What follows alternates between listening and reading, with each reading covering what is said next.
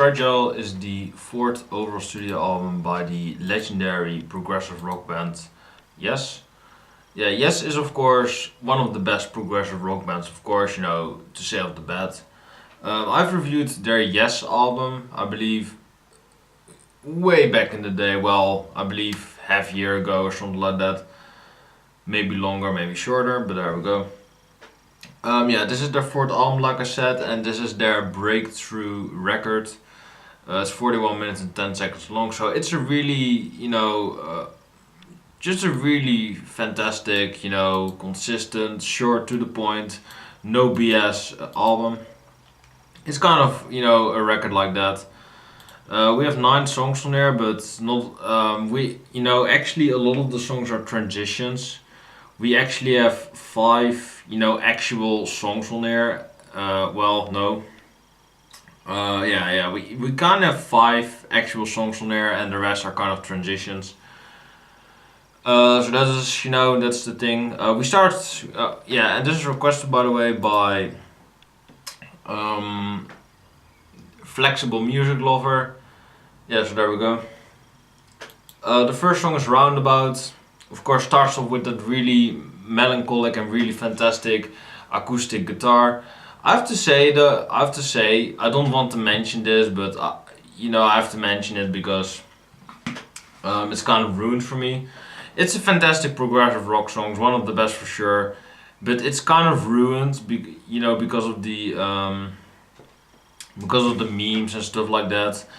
The memes ruin everything in general, but they've ruined the song for me in a way. I still love it though. It's 8.5 minutes long. It's the second longest song of the record.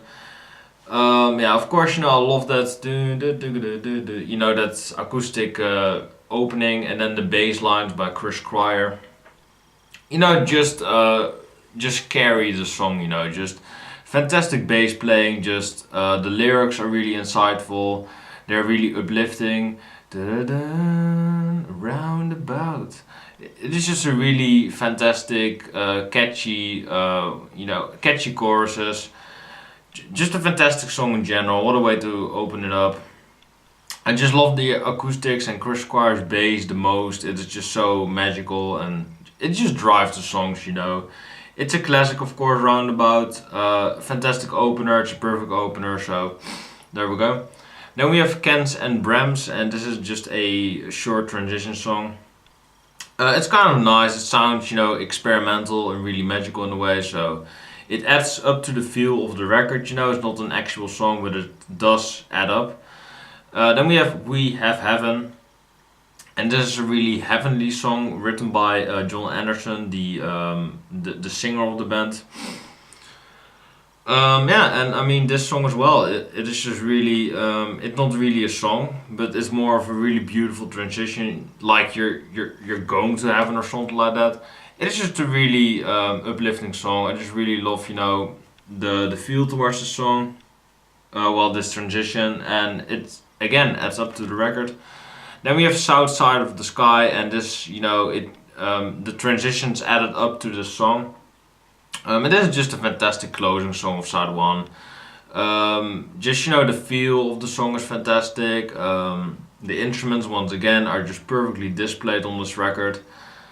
South Side of the Sky is a really cool title, just as, if not even cooler than Roundabout. Just really great titles. The length is perfect, 8 minutes and 2 seconds. Perfect. It's barely an epic, but it is an epic. Because I think 8 minutes is considered an epic. There we go. It has all those things going for it. Anderson and Chris Squire wrote it together. It's a perfect closer for side 1. I really loved it, and what else do you have to say about the song? It's just perfect. It really is. Then we have 5% for Nothing, and this is just kind of a funny kind of song to start off side 2, so there's not a lot to say here. It's written by Bill Bruford, what did he do? I think he's the drummer. Yeah, he's the drummer. The drummer wrote this one, although it's 35 seconds long, so good job. He's kind of the Ringo Starr of the band, I think. Fucking hell. Then we have Long Distance Runaround. This is a really catchy song. It's 3.5 minutes long, so it's perfect for the radio, I guess. Just perfect, harmonies, or well, not pure harmonies, but just perfect chemistry towards the band members Chris Squire, Steve Howe, and John Anderson. I just really love their chemistry together on this song. It is just really catchy and anthemic while still having that progressive rock edge. I just love how they spew the lyrics around there. The long distance runaround kind of reminds me of the long distance runner from Iron Maiden Somewhere in Time record. They're equally great. They're equally great, I would say. Both fantastic songs. Both have a sort of progressive edge to them. And I mean it's mainstream but still progressive at the same time. So you gotta love that. Then we have the Fish Schindleria Praematurus, written by Chris Squire. This is kind of a more weirder song, it's more kind of avant-garde in a way. But still, I really love the diversity of this record. You can have some catchy elements on here, some acoustics, some more progressive realms. It is just a really diverse record, and The Fish just basically, it's not one of my favorites to say the least, but it still adds to the record, I would say. Then we have Mood for a Day, which is written by Steve Howe, the lead guitarist of the band, and plays the acoustic guitars. He really created a moody piece for her, to say the least. Mood for a Day. It just sounds really dark and, well, kind of depressing while still having that uplifting vibe to it, that uplifting feeling, with of course this beautiful acoustic guitar playing in the back. I just really love, how Steve Howe blends the vocals by John Anderson with, the fantastic acoustic guitars by Steve Howe. And I really, I have to say before I end this that John Anderson is kind of the perfect progressive rock voice, really. Because if you really look at it, Geddy Lee, well, nobody's favorite, but Rush is certainly one of my favorite prog bands for sure. But he is not the best. He has his place, of course, but not the best. David Gilmour's certainly way up there, but most people think he's too mainstream in a way. Who do we have left? Peter Gabriel. Yeah, Peter Gabriel's up there as well. Probably one of my favorites. Fantastic voice, but of course he didn't was too long with the band since Phil Collins was in their place. Who do you have left? Emerson, Lake and Palmer, good voice, but not the best. So if you really look at all the prog bands, in a way, then John Anderson is kind of the most solid voices out there, in my opinion. He just, he isn't too technical in a way, but he isn't, a Geddy Lee or something like that. No offense, Geddy Lee, I love you, but there we go. But in a way, I still love his voice the most, probably because it's the most solid voice. It isn't too distracting. While still, it still is a great voice in my opinion. Well, not being too distracting or being too Geddy Lee like.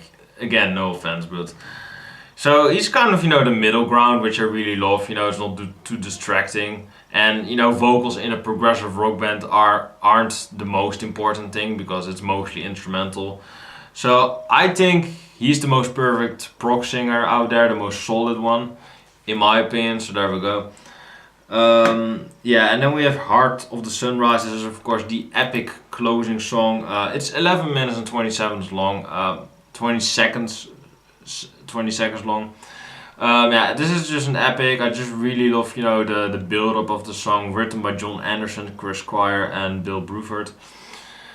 Just a fantastic song in general. Just every instrument comes together on here. I just really love the multiple changes on the song. I love the acoustic build-up, or the sort of, melancholic build-up. Just with that electric, guitar riffs in the middle. And then again, when the song closes out, it just really goes subtle and really moody again before having some sort of, electric bridge again. So this is just a really diverse song. And this just basically, is the It's basically the showcase song for the entire record. It is acoustic, it's kind of heavy, not per se, but it's electric. It's progressive, if I didn't say it already. It's fantastic. It's an epic. I mean, it's 11 minutes long, so you gotta love it, of course. And you know, not everybody can fill up a 11-minute song, but Jess certainly can. And yeah, I mean, Fragile, it is just one of those records that, you know, I really think about that, you know, do I really need to review this since, you know, it's so iconic, you know. This is kind of my opinion about the album, but I still love the heck out of it. And yeah, of course, I love the Yes album as well. But I have to say that Fragile is, of course, you know, their magnum opus. Although I wouldn't say my personal favorite, it is certainly way up there as one of Yes's best albums of all time, for sure. My rating, of course, is a 10. I love Yes, I love Fragile, of course, one of their best albums, for sure. As well, I love the album cover, you know, with the earth having a kind of nature thing going on with the trees and shit, and I believe the kind of wooden satellite in the middle with the water. And I love the purple background, you know, with the purple smoke, I believe, and the black, you know, cracks here and there. I just really love the album cover. It is fantastic. I really love it. So yeah, I mean, it's basically a perfect record. I didn't really need to review it, but I did it anyway, and it's perfect. So there we go. But you already knew that if you know your prog. So Virtual, yes, it's a great record. It's perfect in my opinion. So let me know what you think about it. Do you think it's not perfect? Do you think it's overrated as fuck? Do you think it's underrated? I wouldn't go there. You know, I wouldn't go, you know, with either of the two. But you know, I just love music in general. So there we go. If I love something, I listen to it, easy, and if I hate it, I avoid it. It's just that I'm not gonna label shit, you know, but that is a discussion for another day. But I hope you've enjoyed it. Let me know what you think about Yes's Fragile album. I really loved it. Let me know your opinion in the comments down below. I've been honest. Yeah, this is requested by, if I didn't said already, Flexible Music Lover. Thank you for the request. I really loved it. Let me know your opinion in the comments down below. Yeah, hope you've enjoyed it. God bless, stay safe, take care. Let me know what album you want me to review next in an upcoming video. I'll discuss it with you, and yeah, take care and peace.